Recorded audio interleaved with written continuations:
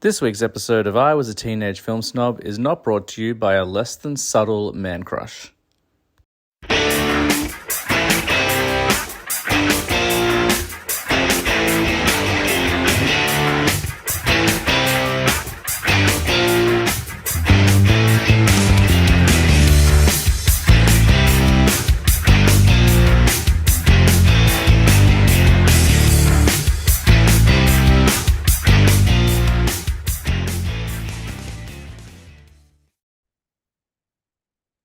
Welcome to I Was a Teenage Film Snob. I'm James Chalmers, your friendly neighborhood film snob. And this week we're keeping the fantasy chat going. We're entering yet another world of magic. At least we might. Today's guest I've been speaking to for well over an hour because I haven't seen him in so long. And we might just talk about the movies of this year and never get to our list, but we'll see how we go. You know what it's like when this guest is on. You're probably already figuring it out. Or you looked at the title and like, oh yeah, Nick's back. He is. It's Nick Owen. He's back to the show. Welcome back, mate. Hello, James. Lovely to be with you. And I feel like the Melbourne correspondent of this show right now while you're gallivanting. It's so funny. Like, yeah, I'm the international guest every week at the moment. What Hmm. was really weird is last week I recorded with Gabby, and she's house sitting my house, so she was in Film Snob HQ, and I wasn't. Yeah, I hope it's being kept to a level of cleanliness that you approve of. It must be weird for them as well to be chatting to you on the phone, and then I would be super paranoid. I'd be like, oh, does it look clean? Does it look like we're taking care of it? Well, they don't have any kids, so you have to remember, like, we got a toddler, so our house never looks clean. Mm. So no, they got no kids. They've got their cats there at the moment. But no, the place looked great. That was one thing. I'm like, oh, there's my couch. I usually sit on that. I'm looking like just like the most basic, transparent thoughts. I'm like, that's the thing that I sit on. The only difference between our house with us living there and our house with them living there is that I use the Blu-rays way more. Like, they've only watched one Blu-ray since they've been there, and I'm like, guys, there are like 900. Like, go ahead and watch some more. Um, but yeah, how are you, my friend? It's been lovely. Again, as I said, we've been talking for well over an hour since before this recording. It's just catching up. But how are you? I'm going well. I would say, like most people in Melbourne, getting pretty sick of the winter grind. Um, Mm-hmm. Having said that, we've coming through a pretty nice 2 week period where we did have Mm. some days in the high teens and it was sunny, which was a sweet relief. And I feel like everyone got a bit of energy back. But like I was just telling you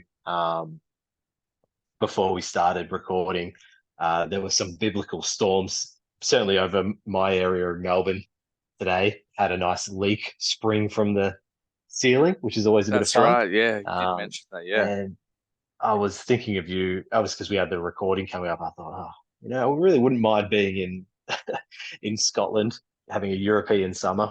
Well, if it makes you feel better, I told you like when I was in Italy and when I was in France, it was like 30 degrees every day. In Scotland, we're having almost identical weather patterns. So today it's 13 degrees and rain. Um, Hmm. so it rains pretty much every day where we are, but it's not like in Australia where it starts raining and then showers nonstop for 5 hours. Like it'll be a sprinkle for like 10 minutes and then it'll stop and then maybe later it'll sprinkle again. But even when we've been caught in the rain, it hasn't been too bad. It's just like, all right, we're just gonna like we've got no choice. We don't have a car, so we just have to keep walking until we get home and get dry. But it hasn't been too bad, thankfully. But yeah, it's a lot cooler up here, which I was grateful for because I don't do well in the heat. Like I didn't want to, you know, complain about the heat whenever to Australian people when everyone else was going through like a really cold winter. But I was like, I'm sweaty all the time. I just want to get cool. So Scotland is ideal weather for me. Actually, it's like a perfect match for my body temperature. Yeah. Yeah, I don't have much more to elaborate on that. That's just kind of went. Um, Nice one, man. Well, I've been looking forward to catching up with you and talking some movies. We're talking a little bit before about all the movies I've been buying because we're gonna have a bit of a marathon. I think when I get back, we'll check some movies out. I also bought a movie that I feel you've probably seen because you love your Schwarzenegger, and that's The Running Man. I don't know if you've ever seen that one. Um, Do you know I actually haven't. It's a massive gap in my watching resume for Arnie. it's very rarely been available in Australia, so we'll have to do it. We'll have to watch that one as well. I'll just bring back my collection. Like, which ones haven't you seen that you really want to see? And we'll like fire up Film Snob HQ and watch some movies. Um, I mean, classic and well-known double header is an obscure Arnie movies from the 80s and a Nolan film from the 90s. I mean, who doesn't do that as a double header? oh man, 100%. I'd be doing that. Um, I'm gonna have so much. Like I think I was telling Gabby the other day, I'm at almost 40 movies already, like that I've just picked up, and Mm. I have a shopping trip scheduled this weekend, so I'll pick up a few more. So I reckon by the time I'm done here, I'll have well over 100 new movies, and most of them I won't have seen. So like I'll just get to Australia, like the watch pile will be longer than ever. It'll be great. Yeah, The yeah. biggest, the, You need to extend your leave for another month and just shut yourself in yeah, the hardest problem is your deciding what to cinema start with. room. Um, Yeah, and but then I'm you'll also like, emerge like um, oh, sorry, Mr. Burns when he yeah, becomes Howard Hughes. yeah, exactly, or just like Leo in Aviator, like literally Howard Hughes. Um, yeah, the hardest thing with picking what to watch first, but I'm also like very aware that Australia gets less and less stuff now. So like anytime a new release comes out, I'm like, you know what? It's might come back out in Australia. I'll just pick it up today. Let's get it. So there's some stuff Mm, like so. I'm going to pick up the Fall Guy this weekend. I'm looking forward to checking that one out. I think Furiosa just came out as well, so I'll pick that up as well. mm. Because I haven't had a chance to see those, and I won't get to see them until January because there are no Blu-ray players here. But at least I'll have them on file. I got Civil War as well, Challenges. I know they're both meant to be pretty good, so I'm looking forward to just sitting down and enjoying the movies of 2024 in January of 2025. So we might have to I mean, delay our best of the year episode for a couple of weeks until I can catch up. I'll be like, guys, just give me 2 weeks to watch everything that came out, and then we'll do our best of episode.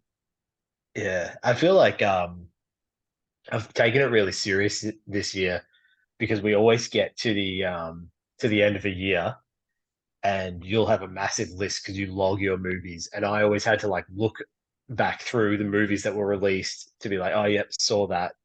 And then I then have to rank them sometimes like 9 months Mm, after seeing the film. Whereas I'm taking it really seriously this year. I'm logging everything I watch. So it's like nice. I've ascended to a higher level of film snobbery. It's nice, man. I like keeping track of how many I've watched. I did a poll on Instagram a couple of weeks ago about should I get Letterbox, and everyone said I should get Letterbox, which is if you don't know, it's like social media for movies basically. Mm, But I haven't pulled the trigger on it yet. But I like just having keeping track and be like, oh wow, I watched like 100 new movies and I rewatched like 50 movies, and these are the movies I watched. I don't really care about rating them so much. Like they're like, oh, if you use Letterbox, you can rate them, and I'm like, I enjoy pretty much everything I watch. I don't need to have a star mm, system. I can just, but I do like having that record and going back and seeing what I checked out and like, did I watch more new films or did I rewatch more films? And what kind of genre did I go for? Like, did I, go?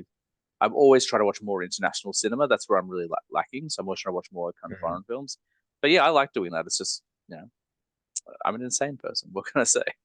Yeah, but I need to rank them because then I'll always remember what happens in a film, but I'm like, did I love it? Did I slightly enjoy it? So I give it I need to score it then and there. So I'm Mm. not just ranking them all retrospectively. I can be like, well, at the time I really enjoyed it, so it's going to go really high on my list or something like that. Yeah. Speaking of, you said that you want to talk about some new movies, some 2024 films. So, what a hell of a segue that was. Um, Well, I I haven't watched too much since I saw you. I think I've seen 3 movies in theaters, but I have watched a couple of streaming films as well because I don't have a Blu-ray player. I've been really diving into Netflix and Prime and trying to catch up on some stuff. So, I'd probably do have a few films to talk to you about as well. let's preface this by saying that like new is a relative term. Let's say that time is a flat circle.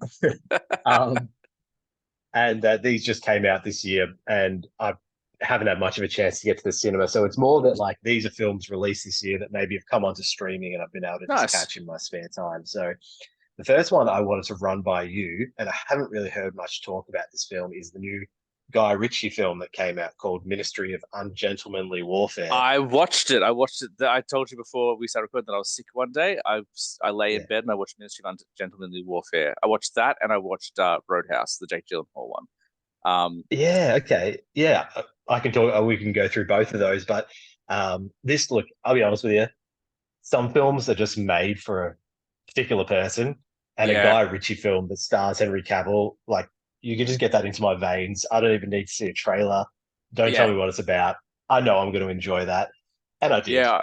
I heard the boys from Movie Bonus talking about it, and I was like, "That sounds awesome." And like, but I wasn't like it's everywhere I'd been up until London. I couldn't find it on streaming anywhere, and then it must have dropped on streaming the week that I got to London. So I knocked that out in a day. It was so much fun. I loved it. it's nice to see Cavill getting some work. Because he has had maybe one of the most unfair careers in Hollywood. Like the guy is built like an action star, got those Hollywood handsome looks, and cannot get anything going. Like I don't know. I think like he just has a terrible agent, but um, Mm. can't get anything working. So it's really nice to see him lead this. And yeah, like based on true story, apparently. Like this is like Yeah, which it's surprising how many World War II films we get based on true story. But like, how many more true stories can you tell us from World yeah. War II? Like, how can you keep unearthing them? But yeah, I loved it. How, how many archives can they find? Mm, Dig up and find hidden archives. But yeah, it was so much fun, and it felt like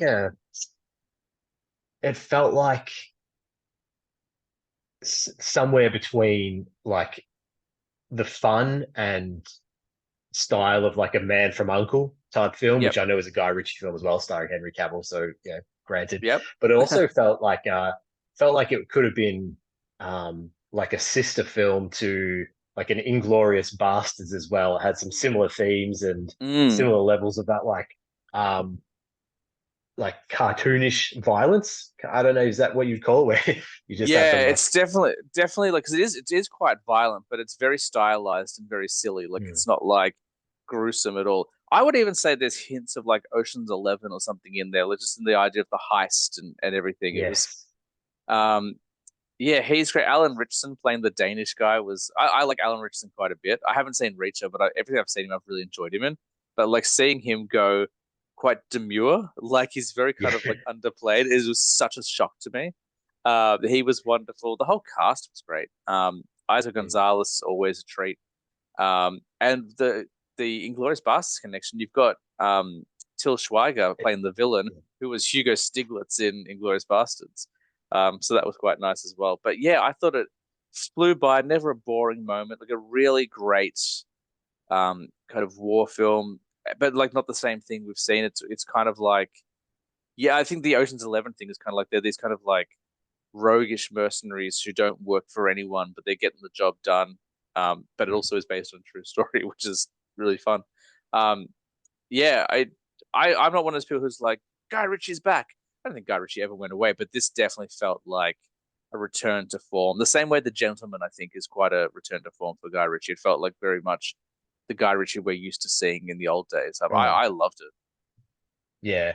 And I think he's a pretty consistent filmmaker, really. I think like if you like um if you like his style and you like what he does, then you probably like me, you probably enjoy all of his films. But I think it's like I think maybe people get a bit tired of that Mm. like Cockney shtick that he has.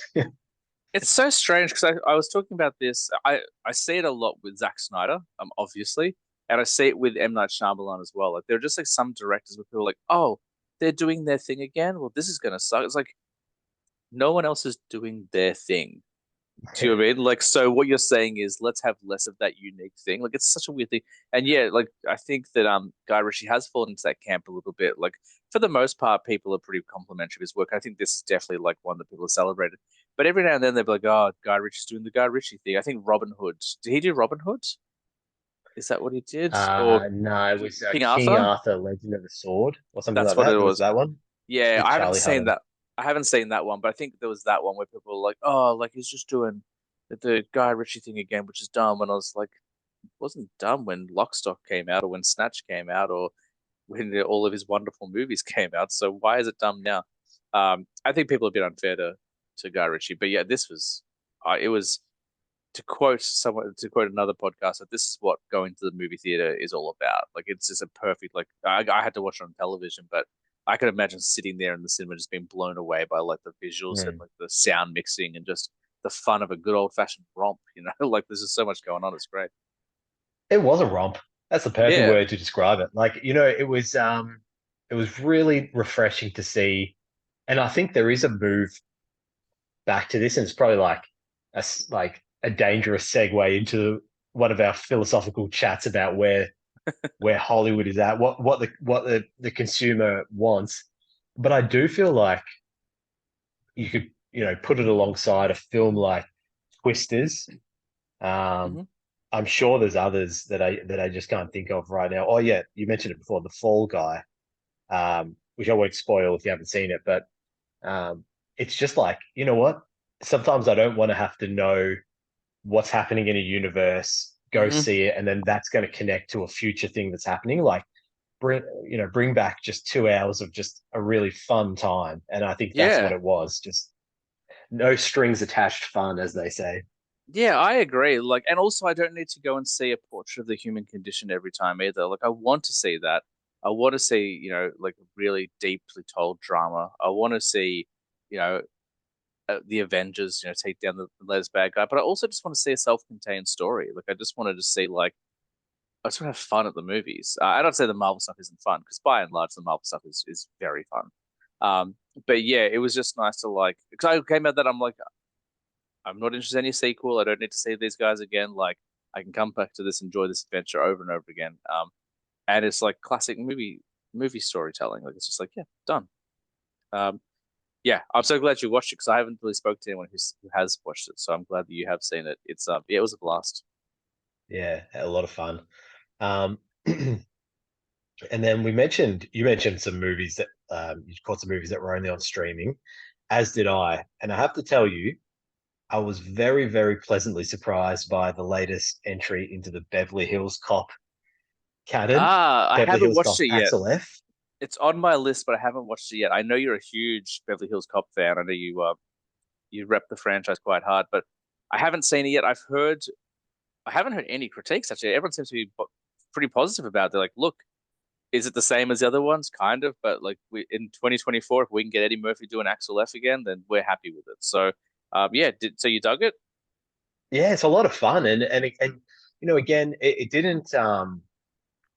The same cast was back. I mean, I have to admit that uh, I can't think of his name right now, but the dude who plays Taggart and Judge Reinhold who plays Rosewood, Hmm. they're looking their age, which is no I crime. They're it's been 40 years since the first one, yeah, so they are going to look 40 years older. But to do it a Beverly Hills yeah. Cop 40 years later is insane. Like that's crazy. Oh, it is, and I'm so glad they got the old crew back. Um, and it was just a lot of fun, and I hope I actually hope it's not the last one. Like it didn't Hmm. feel too big. It didn't feel like it was trying to build on a story or the legacy that the previous three had started. It was Mm. like I'd almost call it like Beverly Hills Cop an Axel Foley adventure. Like, Mm. it's just like, hey, here's the next installment of Axel Foley's story as a police officer. And, Kevin Bacon was great as the villain. He hams it up a little bit. You're under no illusion from the first time you see him I that I he's like appreciate the the big pork bad. related pun. That was great. Bacon hams it up. Well done. I didn't even think of that. There you go. Um, and Joseph Gordon-Levitt makes a really good addition to the franchise as well. So like, I hope there's another Nice. one. And yeah, I had a really good time watching it and just really pleasantly surprised because you know legacy sequels, they're fraught with danger. Yeah, for sure.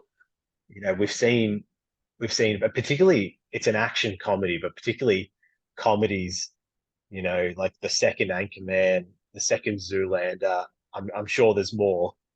They No, they definitely. They they they can do it go a lot. awry. 100%. I haven't seen the second Zoolander. It's actually on my list to watch. I was like, I'll finally watch it this year. I'll check it out. I'm sure like it won't capture the everything the first one did, but I'll give it a go. But yeah, and I think legacy sequels, the action franchise is tough as well because when they make these films, like these guys are in their 20s, they're bodybuilders, they're lean, like they're athletic, and it's like, hey, it's been 40 years, you're 60. Put on the put on the tight shirt again. It's like with the latest Indiana Jones film, Dial of Destiny, which I enjoyed for the most part. There are moments I've got to rewatch it. I've bought it now, so I can rewatch it. But like in the opening sequence of Indiana Jones, I don't know if you've seen it, but there's like a flashback to an old adventure, and there's a lot of CGI de-aging, and like you can tell like it's 80-year-old Harrison Ford trying to do 20-year-old Harrison Ford stunts, and he's hobbling because he's 80 years old. And I was like, why did they put this in here? Like, why would they just jump straight to like the new story? And then I was like, oh, this is probably the last Indiana Jones adventure we're going to see with him in it. So we need to like give him one more action set piece. And I was right because then after that scene, like he's in every sequence, but he's not really doing much action stuff. It kind of gets Mhm. thrust upon the younger cast. So, but it is very obvious, and it does detract a little bit because I don't want to see my Indiana Jones hobbling around. I want to see him, being that daring, like, swashbuckling adventurer that he was 40 years ago. So I think, like, at least with a cop movie, you can still. Mm. He doesn't have to be swinging from whips or jumping over ravines. He can probably still do some of that cop stuff. But Eddie looks great as well. Like for 40 years later, Eddie looks fantastic. So, Yeah, he does. um, Yeah, he really does. oh, that's awesome. I do want to check it out. It's on my list. I'm in the middle of something at the moment, but I might chuck on Axel F next, and then I can talk to you about it over Messenger. Like, Yeah, hey, I finally watched it. yeah, and it's a pretty easy. I I don't know the runtime, but I'd be shocked if it's even 2 hours. So it's like a pretty easy one to consume as well. So yeah, would recommend. Nice. That's awesome. And then the last thing I wanted to talk to you about, because I wasn't sure if you would have seen this with your youngster Zoe, was Alicia and I had a date night a few weeks ago and we went and saw the new Inside Out 2. Haven't seen Inside Out. I talked about it with Tina, because we have been going through the Disney back catalog. So a couple of times a week, in the afternoon, I'll be like, hey, let's watch a movie, and I'll make up some popcorn, and we'll watch a Disney movie. So Zoe's been watching some of the back catalog. We've steered clear of Inside Out. I just think it's too advanced conceptually for it at the Mm. moment, especially the second one with anxiety and stuff like that.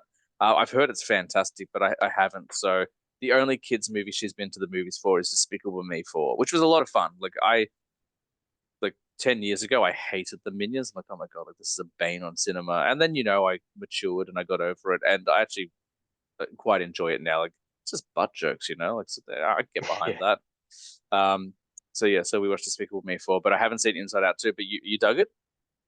yeah, it was really really funny, and I think it's like now you say that makes a lot of sense. It's not even four. It's Yeah. probably aimed at more like kids who are moving into young adulthood. Yeah. This second one because it is like anxiety comes into it and embarrassment, which is not something that young kids have, thankfully.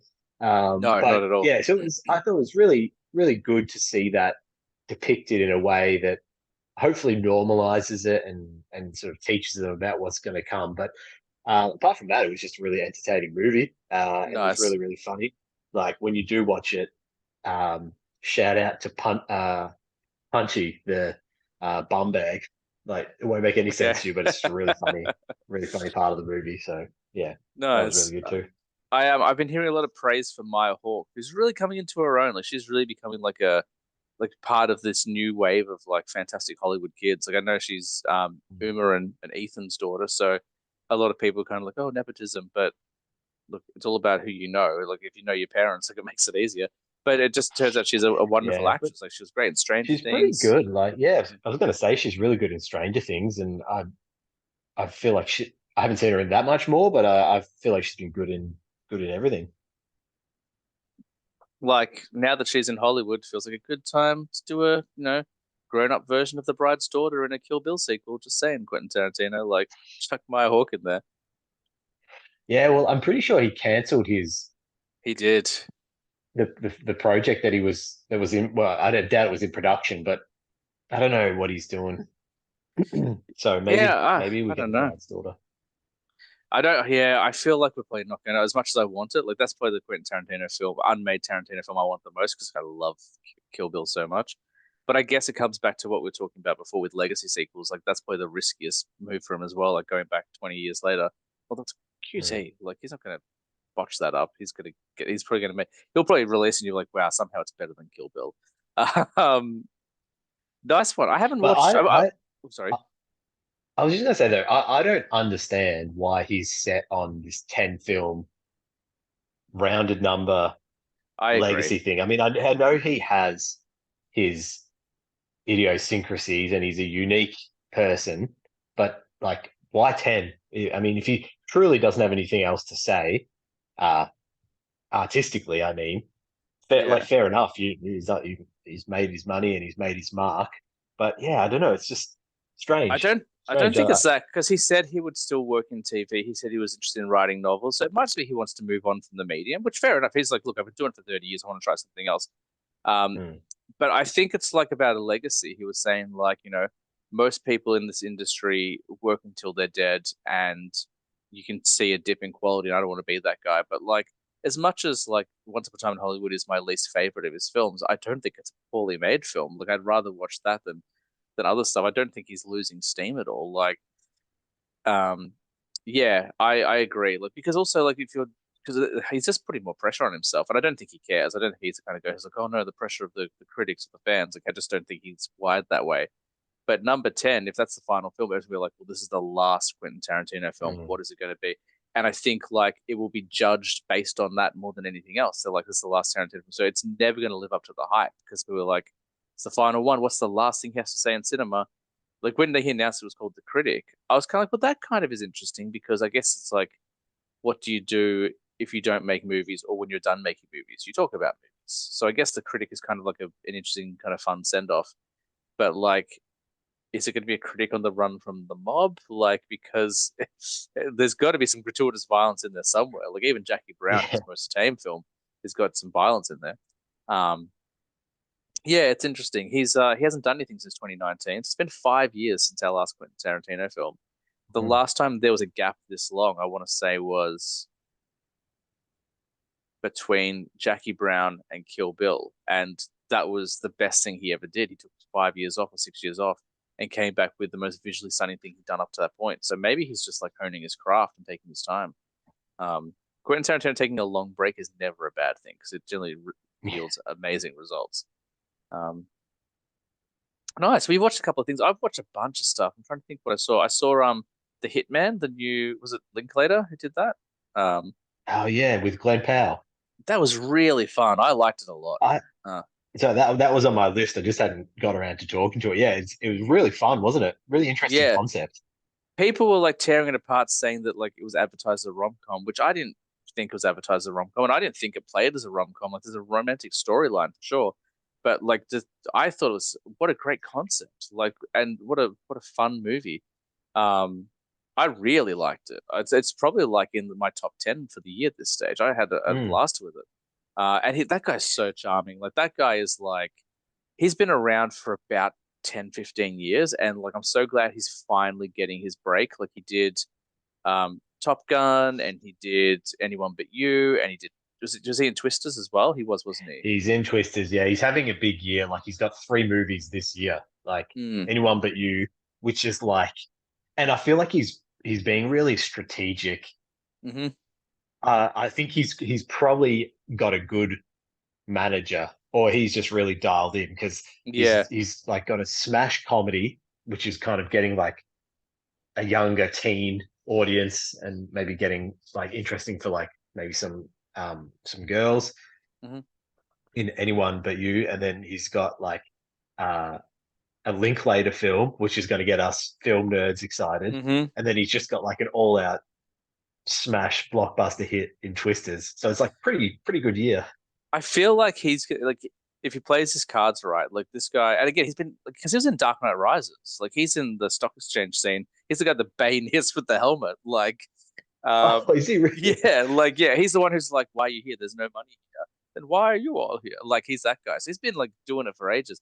But I feel like if he plays his cards right, like he might be getting the Brad Pitt career. Like it just feels like he's starting to, I could say similar like footmarks to what Brad Pitt did. But the dude's so charming and likable and everything, and like because he's ripped and attractive and funny, you don't want to like him. Like, come on, you can't have all of the things. But he's just so entertaining to watch. I'm really happy for him. I hope he keeps going and doing more and more interesting stuff. But the Yeah, Hitman, and I like his you going? um first and foremost, I like what he chooses to do. Like Yeah, there's not many films that I haven't enjoyed. yeah. Uh, and it's nice because I think like I mentioned New Hollywood before, and I've been talking about it for the last couple of years. Like there's a great string of wonderful talent from our actresses. You know, you've got your Anya Taylor Joys. We've got Sydney Sweeney, who I'd never heard of until this year. Everything I've seen, I think she's wonderful. Like we've got Mia Goth and all these other like Jenna Ortega. Like we've got all these really great like actresses coming up. And I haven't noticed the same from the men so much. Like Timothy Chalamet, it took a long time for me to get on board with, but now I am on the Timothy Chalamet train. I do like him, but we don't have a lot of like upcoming like male actors I can think of. This Paul Mescal guy who's in Gladiator 2 is meant to be excellent. I've never seen him in anything, but everyone seems to love him. But yeah, so Glenn Powell, like I know he's a little bit older, but it's nice to see like another new face, even though he's been around for 15 years, newer face, like getting some headlining roles finally. Yeah. And what did you think of? Um, did you find Hitman funny? I did. I found it funny. I found it charming. I found like the stakes, like that scene. Spoiler alert for a movie that's been out on Netflix for over a month. That scene where he comes to her house after they've had a fight and he's like typing in the phone while he's talking to her. I thought there was some legitimate like tension there. Where I was like, oh my goodness, I'm actually on the Mm, edge of my seat, like because his buddy or not buddy, who's like trying to throw him under the bus, like you can see how hard he's going for him. And I've seen like these sorts of like stings in movies before, and it tends not to go so well. So I was really like biting my mm. fingernails. I thought like Linklater did such a great job balancing every element because I like again like people have criticized it pretty harshly, but I'm like, tell me someone who could pull this movie off as well as he did because this is actually pretty unique what they're doing with it. Yeah, I found that scene really funny as well, actually. Just like Yeah, him yeah, telling her to ham it up quietly. yeah. She was great as well. I saw her on a movie I watched on a plane. She was in the remake of Father and the Bride, but I haven't seen her in much else. But she was excellent. She like was like funny and sexy and like played the drama really well. Like every note she had to hit, I thought she hit out of the park. I thought that and the Mm. chemistry between them was great. I thought they were really good. Um, I don't really have any critiques of Hitman. Like now that we're talking about it, I kind of want to go watch it again. Uh, yeah, it was nice to see a new Linklater film and executed as well as it was. I really enjoyed Hitman. Mm. And kind of like a bit different for a Linklater film. I can't think of too many in his catalog that have that sort of quirkiness to them. I mean, maybe going Mm, back to like Dazed and those kind of films, but I think his more recent output has been more indie drama. yeah, absolutely. And that's the thing. Like last year, I remember it was about this time last year. Actually, we were talking about the shift in like direction, like all these big directors like taking big swings and doing movies that we wouldn't always see. Like we're talking about, like, hey, Scorsese is doing this new film, but it's nothing like you've seen. Before Michael Mann is doing a film, but nothing like a Michael Mann film. I still haven't seen Ferrari. I'm really behind. Uh, who was the other one we talked about? There was another big one. We were like, Fincher, like doing The Killer, which Mm. was so different from any other Fincher film that I'd seen before. So we're seeing like all these big swings, and like Linklater's kind of continuing that. It's like, hey, you guys know me for what I can do, but check out this. Did you know I could do this? Like I had a Mm. blast with it, and I liked it. I thought it was so accessible. That was the other thing. Like if you tell me like Finch is making a movie about a hitman, I'm probably not going to turn that on with my wife. I'm probably like, oh well, I'll watch it on my own. But this, I think there was enough in it where I could have like shown this to Tina, and she'd been like, this is great. Like it's got every element you want. Like it's really, as I said, really accessible, really fun. Um, yeah, I had a good time watching Hitman. That was awesome. Mm. Was there anything else on your list? We only have like about 15 minutes left, so we won't get to your fantasy list today. We'll probably save that for another Un- episode. Unless you just want to do a speed round, but I'm happy to. We Nah, can do a if if part if two. if J.R.R. Tolkien is mentioned even once, then we're on here for an hour. So let's. I reckon we shelve the fantasy list for another time. But I'm happy to keep talking movies with you, man. Like, if you watch anything Yeah. else. Okay. Let's go. I honestly can't remember at what point in my list I got to the last time we spoke, Mm. but I watched this in May. It was the Jerry Seinfeld directed, Seinfeld directed Unfrosted. Did we talk I, about that? we didn't, but I finally watched as well. We watched it in Italy. And this is another film that has been panned and torn apart. But I just Oh, don't think yeah, it I has don't been think shredded. I shredded like shredded wheat. I'm trying to like tie in a cereal reference, but I just think people didn't get it. I don't think people understood what they were trying to do with it. I really enjoyed Unfrosted. Yeah, I'm not sure I liked it that much. So, nah, look, Did I think, perfect response.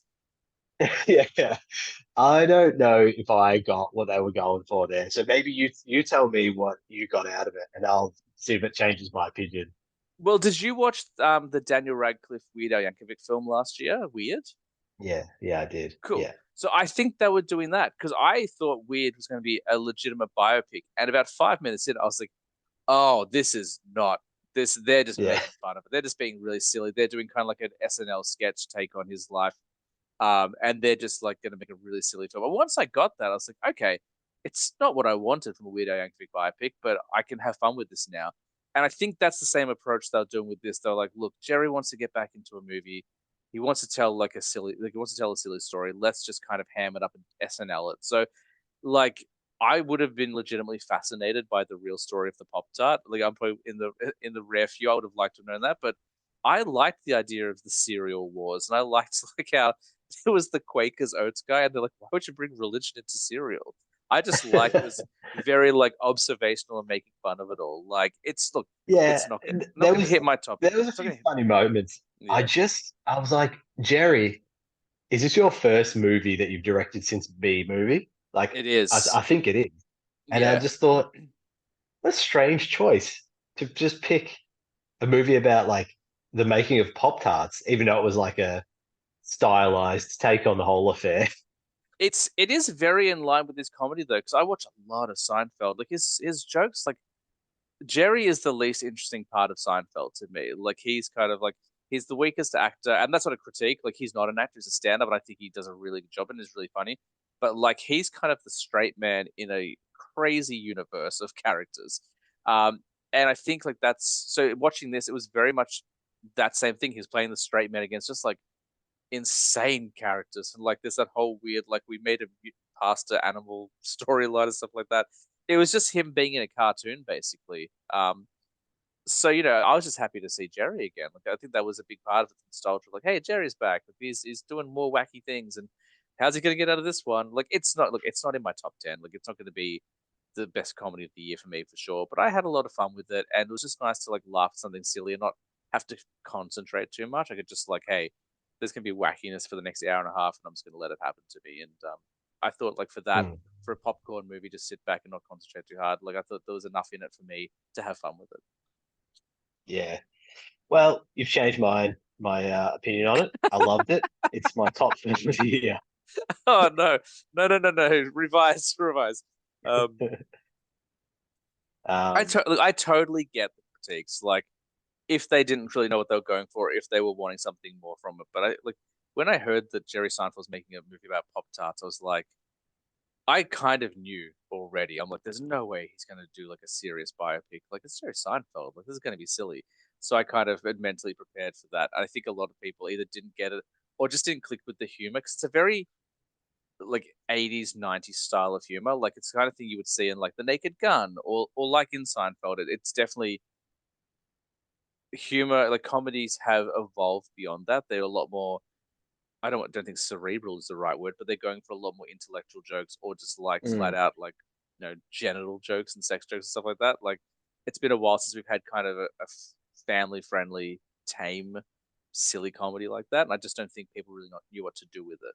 And yeah. I don't think Netflix really knew how to market it either, which made it difficult. But that it was like that's the kind of movie I could have watched with my dad, and we would have had a great time doing it. I think so.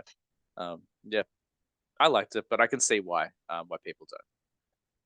All right. There's two other things I was gonna if you don't mind that I just steal the Yeah, agenda. go for it. All right, I'll give you a speed round Yeah. and I'll just go through some recent films I've watched for the first time, but Mm-hmm. they're not new. They're from Sure. previous years. And you'll see that they really do range the years. So I finally got a chance to check out last year's The Holdovers, the Oh, Paul Giamatti film. I watched it on the plane. What did you think? I really, really enjoyed it. Yeah, I really did too. liked it a lot. It's Yeah. really good, and I was yeah. It took a little. Like, I didn't really know where it was going at first. I'm like, what is this film? And then like once it gets going, like I actually messaged Maddie and because she's always recommending me like teacher movies. So I said it can go into like the trifecta. Now you've got Dead Poets Society, Mona Lisa Smile, and The Holdovers because they're all kind of the same style of movie. But Yeah. what a that ending, like oh my god, I thought I would probably cry, but that ending was just like Giamatti, like It got me. Yeah. yeah, It, yeah, it got me too. And I think I went into it expecting a little more hijinks. I thought it mm, might be more on like the Home Alone Police style of Academy, Christmas like movie. Yeah. I mean, not like it, not obviously not in the same way that like there's, home invaders or anything like that, but I yeah, just mean, um, I thought it was going to be more like I thought maybe I thought it was going to be more of a comedy, but it's really mm, the emotional heartbeat of the movie. Like this kid is, I'm not sure of his name, but he's fantastic in it, and it was really moving Yeah, actually. Yeah, really great, and yeah, great performances all around. But I'll try and yeah. be brief as I move through this list. No, that's fine. Yeah, I loved it. I thought it was great. Yeah, Giamatti, like it's about time. Like he got a leading role. He's often like kind of a side character, a character actor, but you can see here just the range he has. Like, yeah, he's excellent in it. Everyone is. Yeah. Also, I'm glad you watched it because I haven't really had a chance to talk to him about it, but I loved it as well. Yeah. Uh, Lightyear from 2022, the Buzz Lightyear story. Nice. What did you think of that one? Really, I really enjoyed it actually. I wasn't Yeah, sure going in. I think can't remember it being a big hit at the time, but I thought it was really fun. it was kind of, I think, lockdown. COVID was kind of wrapping up, but it didn't. I don't think it had a wide theatrical release. I think it was more of a Disney Plus one. And yeah, people really came down on hard on it because it was Chris Evans instead of is it Tim Tim Allen. Allen? Yeah. So it Mm. was Chris Evans, and it was a lot more stylized. He wasn't a toy, and they tell you like front and center. The first thing they say is like in 1995, Andy went and saw a movie about his favorite, and then bought a toy based on his favorite character. This is that movie. Like they tell you Mm. straight up, this is what it is. I thought it was like really good. We watched it on New Year's Eve 2022. It was the last movie we watched of the year, Tina and I, and we had a blast with it. Mm. No, I really enjoyed it. Um, what else? A 1959 movie called Pillow Talk, starring Oh, interesting. uh, Doris Day and Rock Hudson. I haven't Really even heard of interesting this to one. document of those times. Mm, Yeah, I watch these films with Alicia. She's into the sort of the like vintage fashion, hmm and we really like looking at those movies that document like a certain time period.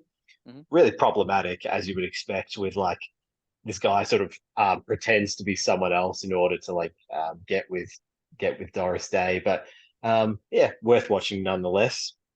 Have you guys watched? I'm trying to think of a couple. Like I did a bunch of classics earlier this year. I try to watch a few classic movies every year as well. Um, Obviously this isn't a surprise one, but Breakfast at Tiffany's like is wonderful. That one's really Mm, good. Um, Rope, which is a Hitchcock film. It's a lesser known one. That's a really great suspense film, but it's all two guys on a stage pretty much the whole time. But that's a really fascinating like suspense film. Like it really gets you on the edge of the seat, even though you know what's going on, and you know like it's just really well executed. 12 Angry Men is also really good as well. I'm sure you've seen 12 Angry Men, but if you haven't, yeah, yeah, 12. That is a bona fide classic. But yeah, I'll have to put Rope on the list. yeah, I've got Um, the Hitchcock box set, so you can always borrow it from me. I oh finally yeah, I don't watched have them all, so don't have a DVD player. oh man, you're like everyone in Scotland. Um, Okay, moving through this list. The 2023 film, I think it was an Apple TV original called Tetris. oh yeah, yeah, I heard about that. Yep, that was really good. Um, Eddie the Eagle. I must have been going through a Taron Oh, Egerton phase because that was I real. love Eddie the Eagle. Yeah, that was fantastic. I really, really loved it. That one made me cry a lot Uh, as well. Like that's a it's a real just feel good movie. Like like I remember when it came out, I was like, I'm not watching this, and then when I watch, I'm like, oh my god, like this is amazing. yeah, Yeah, it's like what I would classify as like a mum movie. Like I'd mm, watch that if I was going to go stay with my mum for a night or something like yeah. that. A film I had has been circling for like 6 years at this point. It's the 2017 Battle of the Sexes, Oh starring yeah, Steve A- Carell and Emma Stone. and Emma Stone. Yeah, I've never seen about it, that but it's historic. Yeah, sorry. it's better than I always thought it looked interesting, but I do remember I think it was a bit of a flop commercially. I don't think it was a big hit. Mm. But it was actually a really interesting film and definitely worth checking out. Yeah, I did a huge like Steve Carell binge before I came out to Europe. And I've kind of come to the decision that he's probably the best modern dramatic actor who's transitioned to comedy. I just think he does it better than anyone else. Hmm. And so like Battle of the Sexes is a glaring omission for me. Like everything he's in is just fantastic. Like he just I don't know how he does it, man. Like how he can just be again, like we're talking about like being jealous of Glen Powell before. Like Steve Carell, you can't be like funny and like really good at acting, like dramatic. It's not fair. Yeah. But he's excellent. All right, and I'm going to increase the speed of this speed round. 1982's Tootsie, starring Dustin Hoffman, which Oh, I've is never seen that. funny.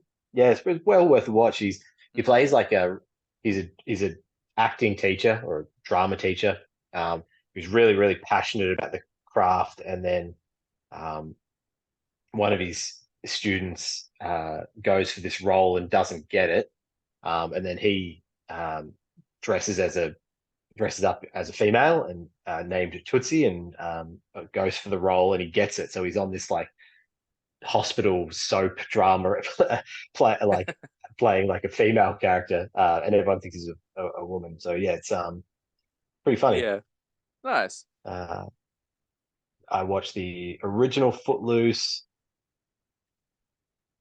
I'll pause it there. My list is too long, but yeah, I just thought it'd be nice to just go through some older films that I've had a chance to Yeah, check out for the first time.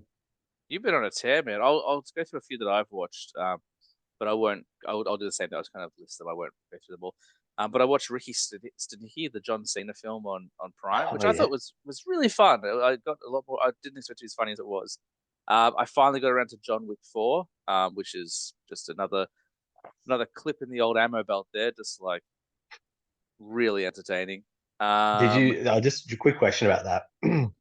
I remember when I reviewed it, would have been last year, I think, whenever it came out, when we talked about it on the podcast, and I was talking about that scene where it goes to the bird's eye view in the church, and he has that like shotgun that has like fire, shoots fire or something. Like, did you see that? Like, I'm trying to. Like, it was about 30 films ago, so I'm trying to oh, remember it. okay, yeah, I that was probably did. all I good. probably did see it.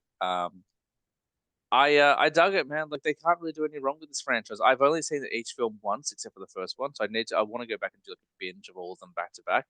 Um, but yeah, like I again, like it was long, but I didn't feel like I know a lot of people are like, oh, it was too long. I didn't think it was too long. I think the length was fine.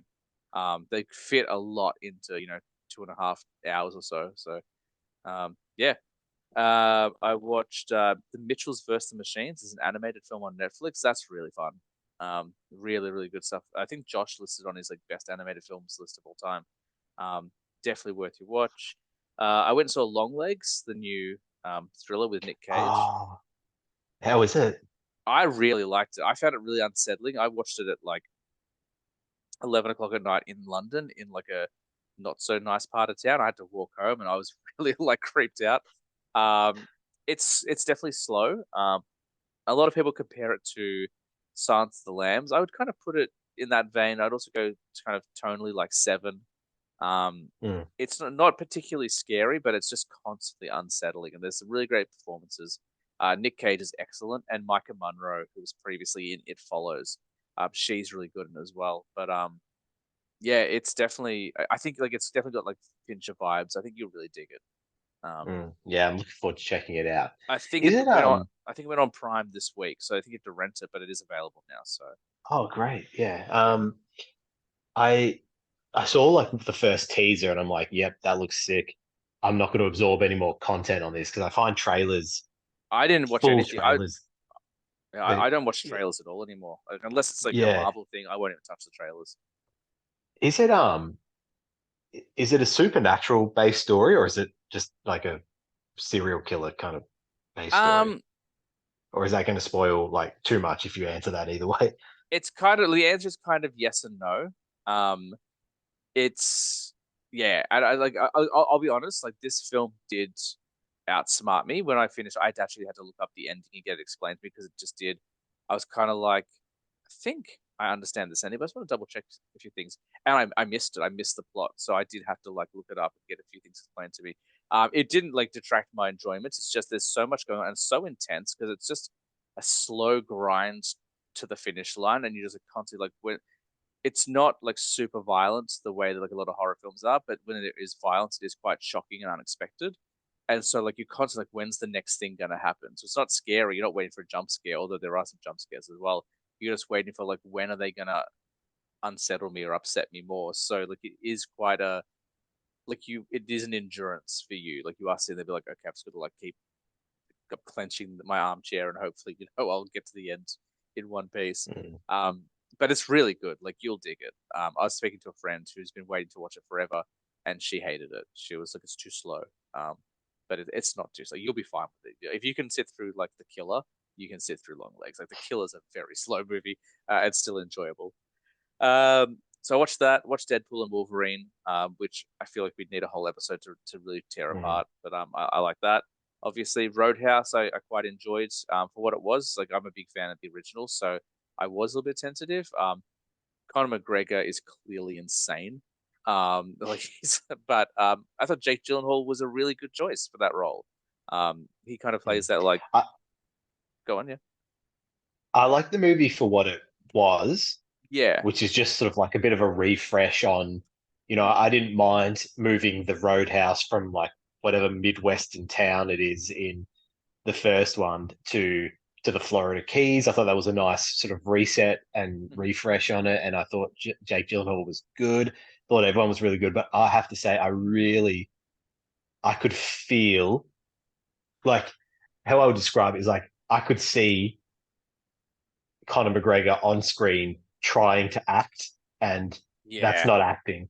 yeah, Like Jake Gyllenhaal, like he's a great actor, and not just limited to him, everyone else. I just felt that they were the character, but I don't know if it's like his personality is just too big, but I could see him yeah. trying to act, and it was Well, really distracting. I would agree with that. I've never seen any interviews with Conor McGregor. I don't watch MMA or anything like that, so I don't know too much about the guy. But like the first scene he's in is like insane. Like he's doing an Mm. American accent in one scene, and then he never goes back to it. And I understand why, because it is very strange. And he's just walking through like town naked, and like he's got this cheesiest smile on his face. And I'm like, did they tell you to do that smile? This feels like a really weird choice. And not criticizing the guy at all. Like he's giving it a go, and like he's trying to branch out beyond beating people to a pulp. So I guess good on him for that. But yeah, he was in a very different film to everyone else. Like Mm. he's on his own path, which is kind of funny. But yeah, he is that guy's insane. Like it's just every scene is it. I'm just like, what's going on? But I enjoyed like Jake Gyllenhaal in it, and I enjoyed like I thought the fights like I feel like the original was probably more brutal, but I felt like the fights they didn't Hollywood it up too much. It would have been very easy to make them look stylized and like Mm. not. I thought they felt pretty realistic, which I liked. Um, Ministry of Ungentlemanly Warfare we talked about. Hitman we talked about. I watched. I finally watched the 2016 movie Mascots, the biopic, the pretend documentary about all these different mascots and stuff. It's a Christopher Guest film. That was really fun. I really liked that. I watched the Nickelback documentary, which is also on Netflix. I talked about this with Tina. Um, and I talked when I was saying I was talking to Tina about it on the show. I said like my biggest problem with it's called Hate to Love. Like it's all about like the rise and fall and the hatred of Nickelback. It's kind of like their story. I'm like they really didn't go into like the psyche of being the world's most hated band enough. I think like they kind of touched on it a little bit, and maybe it's just too raw a subject. But I was like, I really wanted to see more about how that impacted things. They kind of glossed over it, so I was like, maybe Mm. then they just change the name if you're not going to do the thing you told us you're going to do. But it's a well made documentary. Like I really enjoyed it. I watched Law Abiding Citizen. I've talked about a few of these, so I won't get too much detail, but I really like that. Four Brothers, I really liked as well. I watched The Equalizer 2, which I liked up until like the third act. I think it kind of got a little bit too Mm. like I love the first Equalizer, and the third act of the first Equalizer is insane. Like it's him like in a warehouse, like using like nail guns and stuff to trap all these people. But I felt like a fight in the snow on a rooftop with a machine gun and stuff like that was just a bit too far fetched. I'm like, it's not a James Bond film. Like it was just a bit probably a little bit too far fetched for me, even though it's an Equalizer film. But I did enjoy it. Like Denzel is Have you just seen? Yeah, it's he really is good. great in that. Have you seen the third one? No, not yet, but I do want to go and watch it. I mean, that's Um, even wilder. It's like no, really, he's like he sort of like becomes an Italian in this like seaside town. I don't know. It's funny. that's amazing. Check it out. It's really good. But yeah, it's Nice. funny. I reviewed this one on Instagram, but I watched Emily the Criminal, the Aubrey Plaza film a couple of years ago. That was awesome. That was really good. It's about like this she's either in her late 20s, early 30s, with this girl who like has all this college debt and a criminal record. Like she just like got into like a DUI, or whatever. So because of that, she can't get hired for a proper job. So she's got like $70,000 of credit card of like student loan debt, and she's working like all these jobs trying to pay it off. And then she gets involved in credit card scams. Um, to like, and she's trying to like pay off it. It's really well made. Hopefully, it's on Netflix in Australia. I think you'd dig it. It's a really well made flick. It's got Theo Rossi from Sons of Anarchy in it as well, and he's really charming in Hmm. it. It's and it like they do a for a crime film that doesn't have a lot of violence. They really built the tension. Like there are moments where I was like, "Holy Christ!" Like this is I'm getting worried for this poor girl on screen. But yeah, she was awesome in it. And then the last thing I'll talk about is a movie I watched last night called Caliber, which is a Scottish film.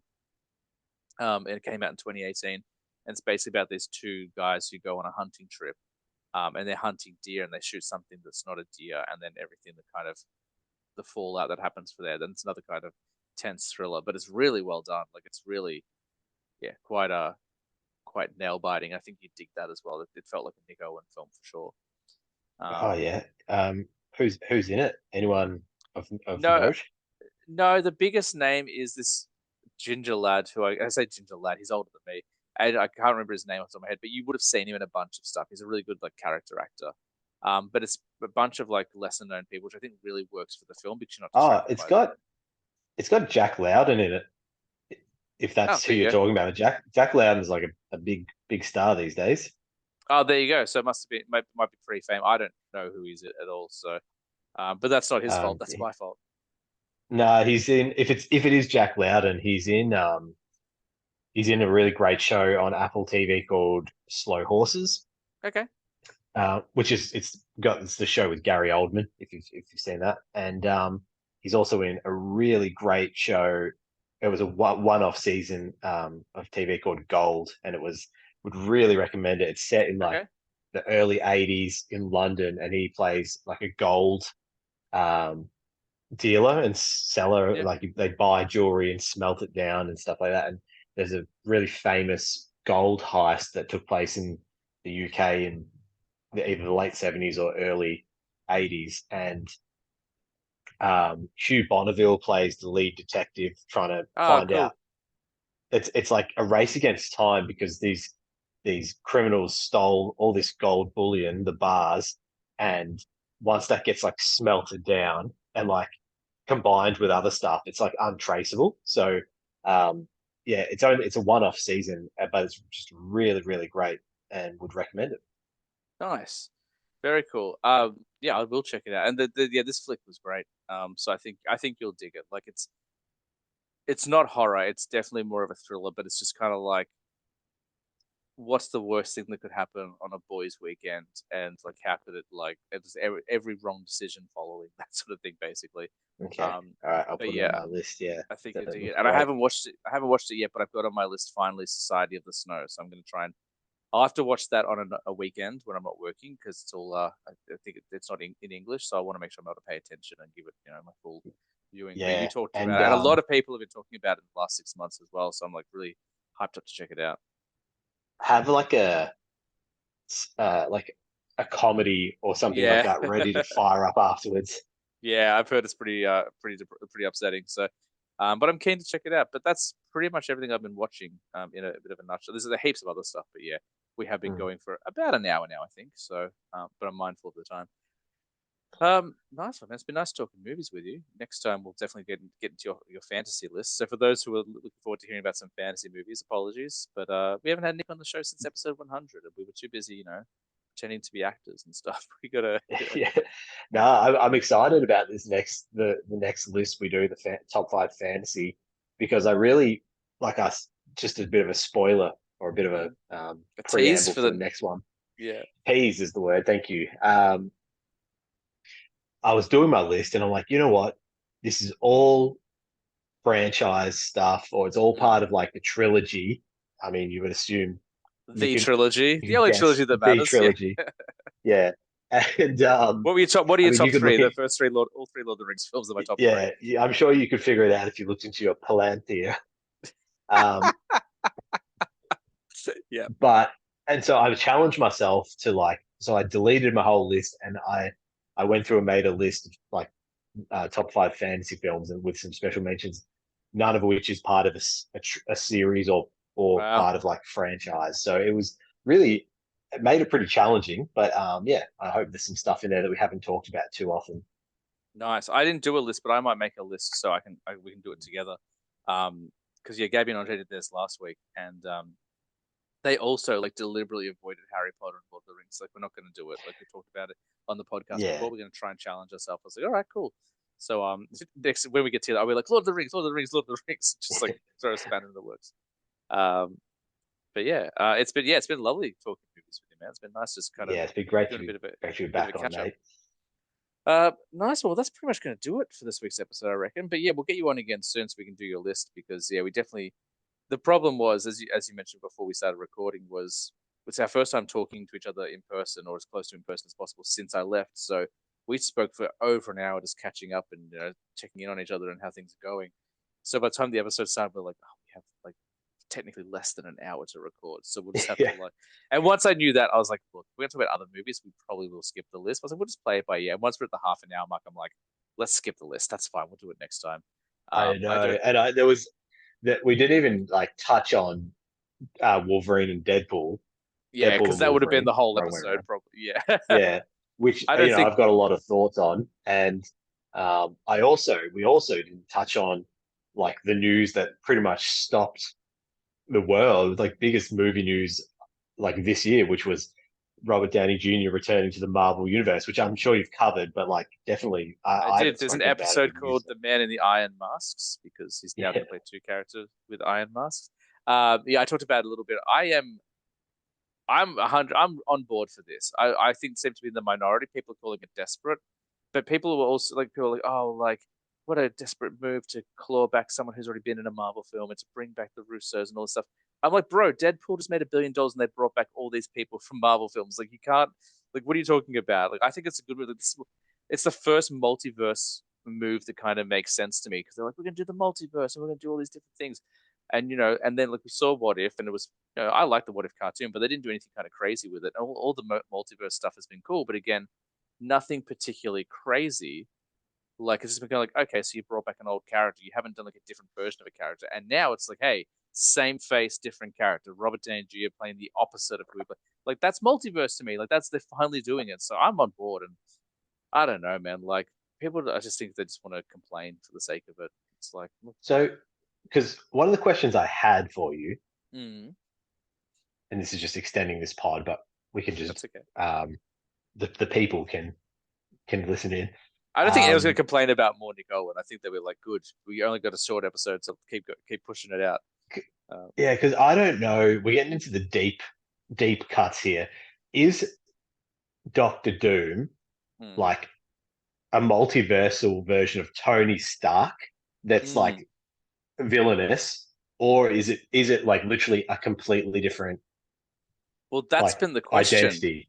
That's been the question because there is a version in the comics called the infamous Iron Man, and it's basically Tony Stark as Doctor Doom. So it's like an evil version of Tony Stark playing Doctor Doom.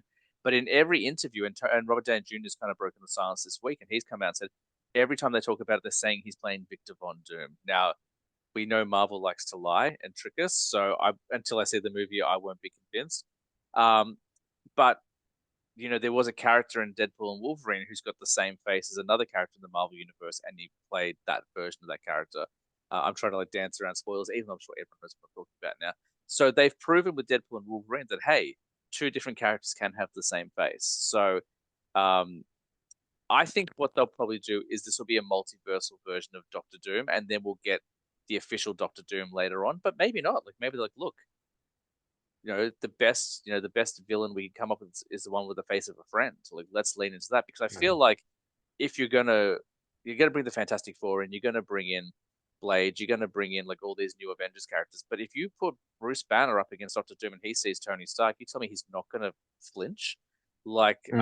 I think there's a really interesting character study, and there's a really kind of cool thing to do where you get your original Avengers lineup, those who still left, to see the man they saw sacrifice himself for the universe come back, and it's a friendly face, but he's not a friend at all. I think some really interesting stuff to play with that. I think, we haven't seen anything quite like that before, except for maybe in one division where, she recast Quicksilver.